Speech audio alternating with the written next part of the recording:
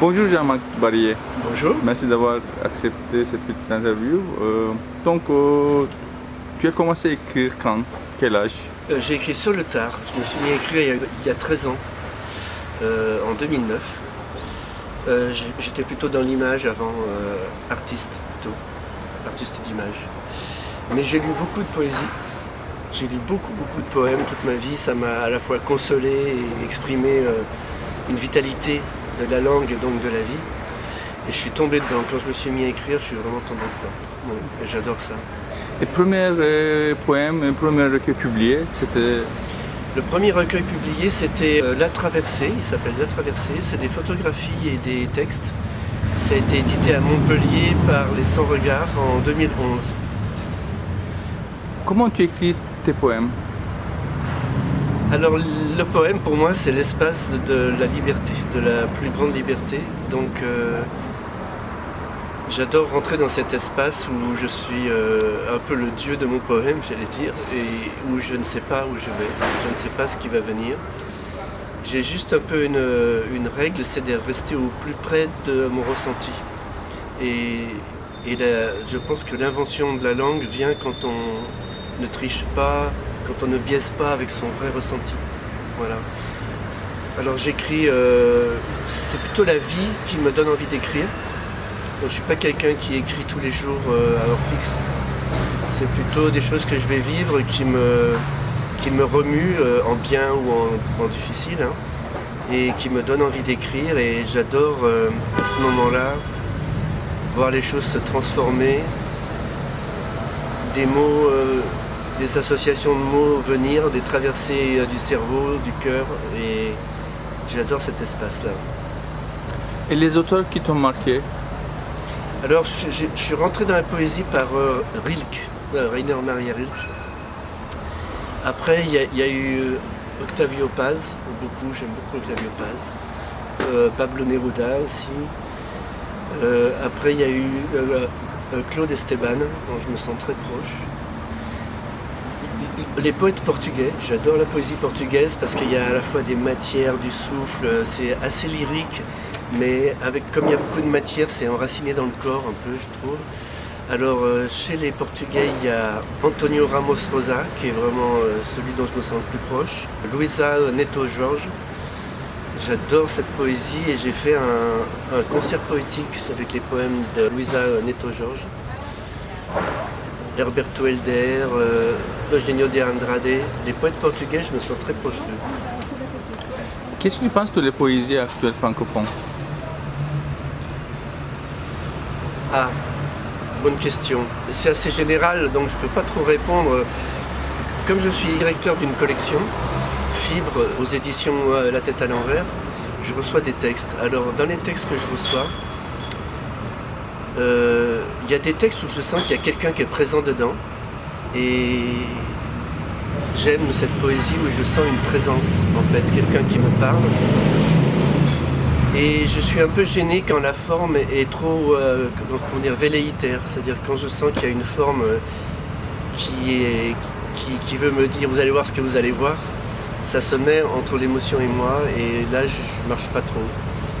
Donc je reste très ouvert, j'adore me faire bousculer par les poèmes, même s'ils ne me touchent pas. J'aime bien quand il y a une aventure de la langue qui prolonge une aventure de l'émotion. Mais je crois que j'aime bien les poèmes qui sont ancrés sur une émotion, qui sont pas trop dans le mental. Voilà. Est-ce que tu peux parler un petit peu de ta casquette d'éditeur dans une petite maison d'édition? Oui. Quand ça crée, le nom, pourquoi? Oui.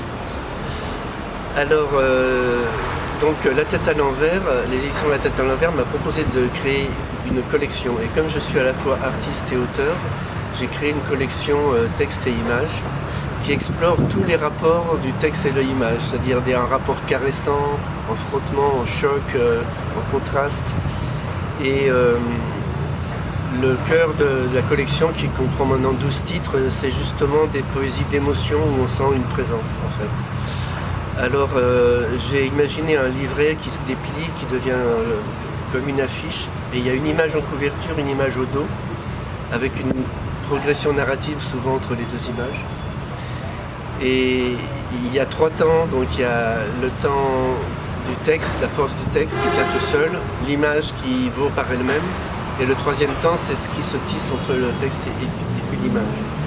Alors comme j'étais artiste peintre et puis graphiste, c'est vrai que créer l'objet livre, j'ai l'impression de réunir des choses, disons, de ma vie, et je m'y sens très bien. Et j'aime bien trouver la forme qui va le mieux avec le contenu.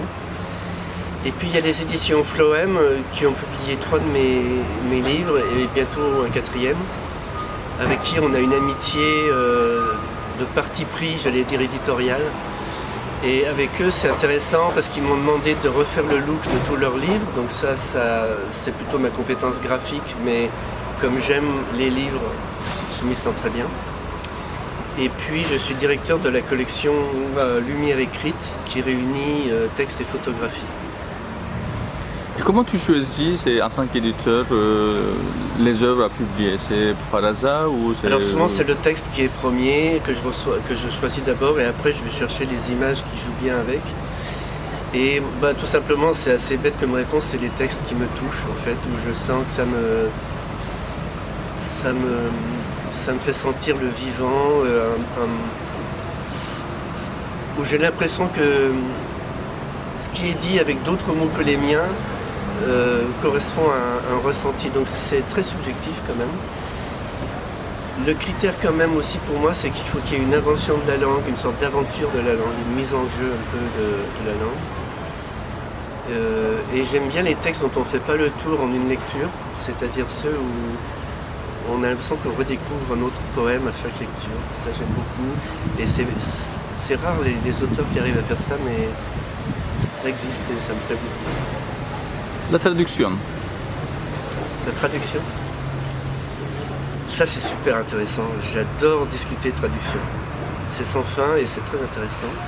Alors j'ai eu la chance d'avoir mes textes personnels, mes poèmes traduits en plusieurs langues. Et ça m'a échappé la plupart du temps. J'ai été traduit en russe, en roumain, en italien. En italien ça va, je peux le comprendre donc ça va. Et en croate et en anglais.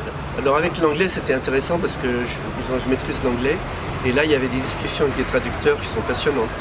Je me souviens d'un vers où je disais « je nourris le vide » et la traductrice avait dit « I feed the void ».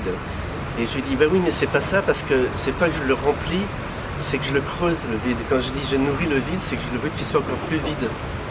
Alors là on arrive à des subtilités qui ouvrent des discussions qui m'enchantent, en fait. Et j'aime beaucoup les autres sonorités, les autres langues. Donc c'est un territoire où je me sens heureux, ouais. Je trouve très beau qu'il y ait plein de langues comme ça. Et quand je vais à l'étranger, parce que j'aime bien voyager, j'adore les musiques de langue. J'apprends assez rapidement quelques phrases et je les garde. Voilà. Tu peux me parler un petit peu de ta qualité peintre? Donc, oui. Depuis quand, comment, oui. Est-ce qu'il y a une technique que tu utilises oui. particulièrement?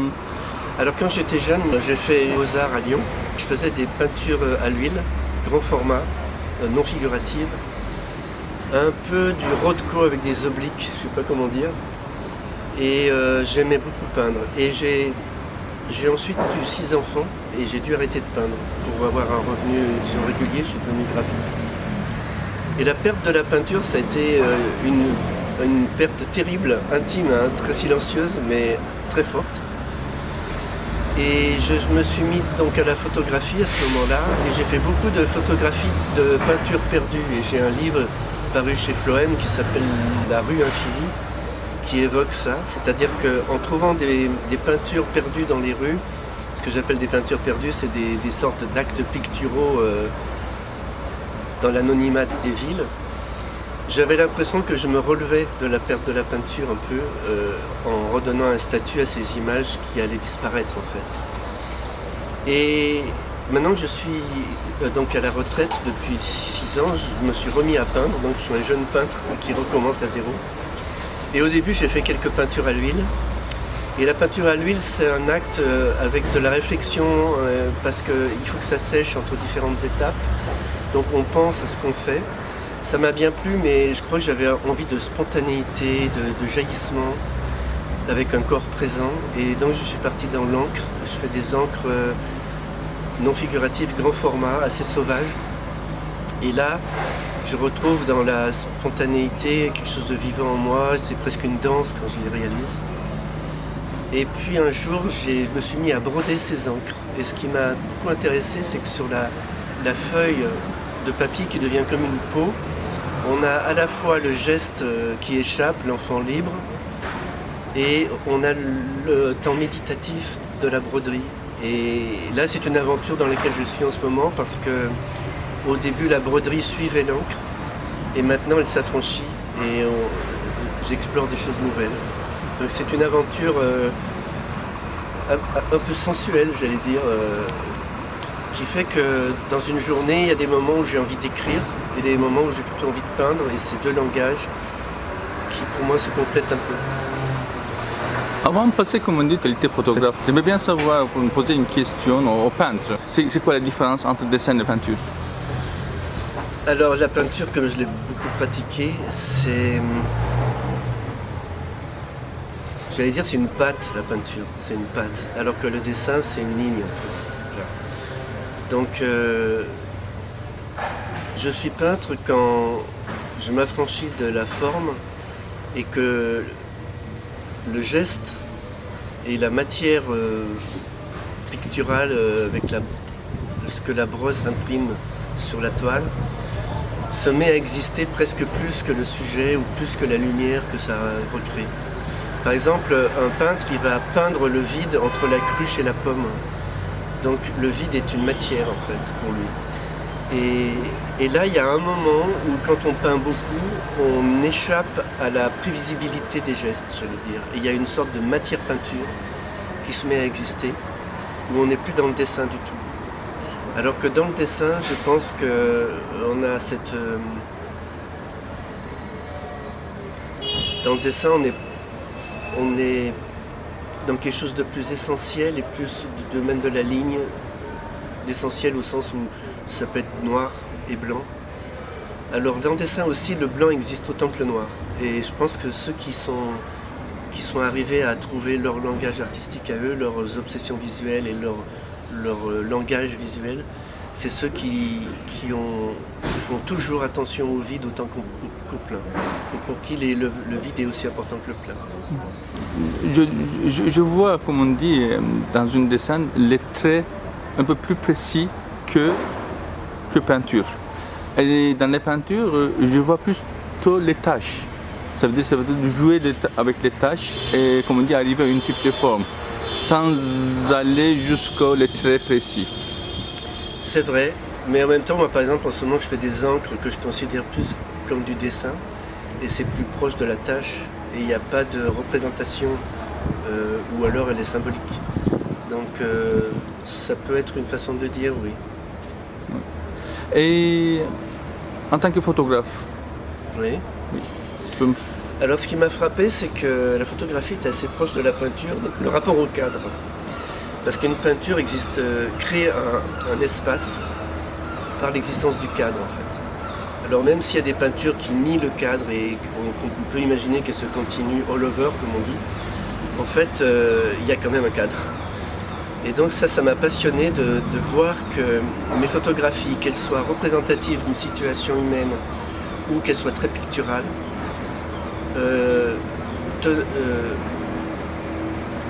rendez compte d'une obsession visuelle chez moi. C'est d'une spatialisation et d'une dynamisation de l'image fixe. Donc paradoxalement, dans une peinture ou une photographie, on est dans la fixité, dans l'immobilité.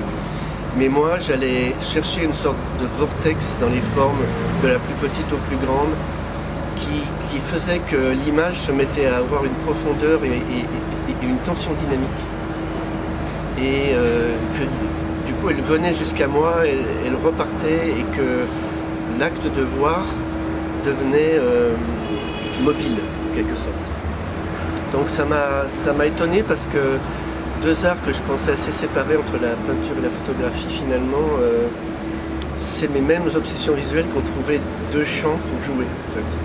Deux champs pour faire le même jeu. Est-ce que la poésie, finalement l'art, est un besoin, une nécessité pour les gens, pour les autres?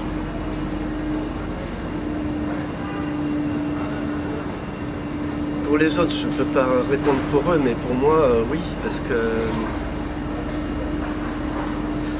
En fait, moi je trouve que la vie, elle est extraordinaire, elle est étonnante en fait. Je suis dans un étonnement renouvelé de tout. Et quand la vie ignore cet étonnement ou le minimise, elle se perd un peu dans un divertissement ou dans des erreurs. Donc moi je sais que toute pratique artistique ou toute nourriture artistique me remet dans la vie, dans le fleuve de la vie, dans le soleil de la vie, j'allais dire.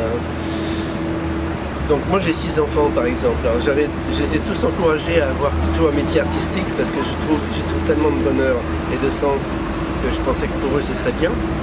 Ils se sont tous gardés de le faire, mais ils ont des petites activités parallèles, ils font des collages, de la musique, des choses. Et je crois que cet espace-là, je les vois être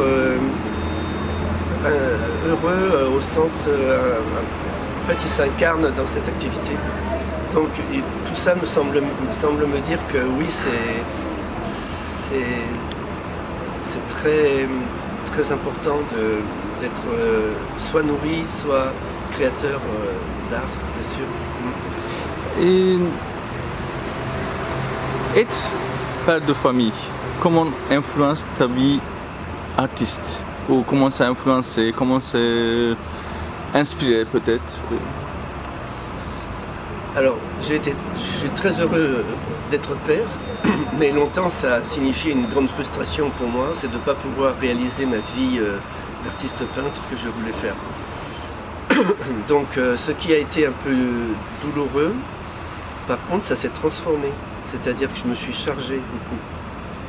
Et maintenant qu'ils sont grands et qu'ils se débrouillent, c'est une espèce d'ouverture, de jaillissement de tout ce qui s'était nourri et qui, au lieu d'être peut-être des ébauches, des recherches, c'est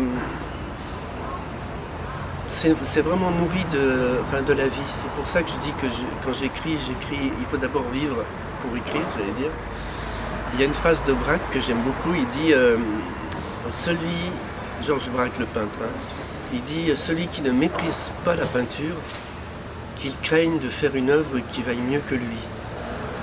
Et ça me parle, c'est-à-dire je pense que moi j'ai voulu d'abord vivre largement en tant qu'homme, et je pense que cette primauté de la vie, c'est ça qui fait que ce que je peux dire ou faire a un poids maintenant dans l'art. Je sens que c'est comme ça. Alors il y a effectivement en ce moment, c'est la vie telle que je la rêvais. Je fais que des choses que j'aime et qui ont du sens pour moi. Et tu participes au marché depuis... Alors j'étais sur le marché il y a 2 ans pour les éditions La Tête à l'envers, pour le lancement de ma collection Fibre. Pour la première fois, les éditions Floem ont un stand. Donc je suis venu tenir le stand pour participer à la vie de la maison d'édition. Et là j'ai tenu le stand 2 jours et maintenant je vais me nourrir, je vais aller voir, maintenant que c'est d'autres personnes qui tiennent le stand, je vais pouvoir aller à la rencontre des autres livres, des autres auteurs. Et qu'est-ce que tu penses en général du marché? Est-ce que c'est... Je ne sais pas si je dois en penser quelque chose, mais c'est vrai que c'est l'événement principal, je pense, peut-être avec le Festival de Sète. C'est les 2 événements principaux, je trouve, de la poésie en France. Ou alors il y en a d'autres que j'ignore. Et donc c'est très vivifiant. Souvent c'est pas efficace au premier abord. Mais finalement il y a des rencontres qui portent des fruits plus tard. Et puis en tout cas moi je suis venu ici tranquille, c'est-à-dire sans souci d'efficacité, présent, disponible et dans l'accueil. Donc c'est très agréable d'être dans cette disposition où on ne cherche rien et on trouve forcément des choses. Donc ça c'est un poème qui fait partie d'une série que j'ai écrite à partir des philosophes antiques grecs. Donc je m'appuyais sur Euclide, enfin, sur des mathématiciens, des philosophes, Euclide, Épictète. Et là je voulais lire un poème où il y a un clin d'œil à Empédocle. Vous trouverez mes sandales, mais il n'y aura pas de volcan. J'ai quitté le temps de la nuit, son épaisseur. Je bouge, et c'est un grand ciel décomposé où le vouloir s'échappe. Au fond, dessus, dedans, il est question de lumière, de vent léger. Sur ce lieu de rien, cet instant de pente, je goûte la possibilité d'un déséquilibre. J'habite les branches et l'envers des feuilles. Ce temps de rêve et de chute, il est à toi. Ce temps exact, tu le respires. Il pulse dans un cœur que tu n'entends plus. Tu tombes, peut-être. Tu le sais, tu ne sais rien. Sinon qu'un geste t'attend. Entre deux phrases, un pied, un mot que tu poses te redresse. Déjà je penche. Partie d'un recueil à paraître aux éditions Floem. Un recueil qui parle de la nuit et du jour et d'une séparation, d'une rupture et d'une retrouvaille avec soi et d'une ouverture.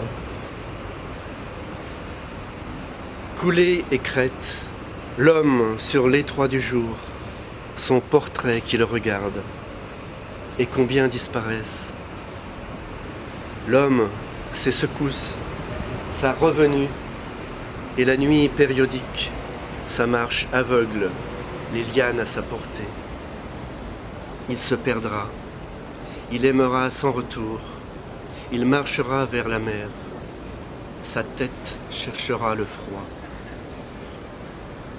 Merci beaucoup.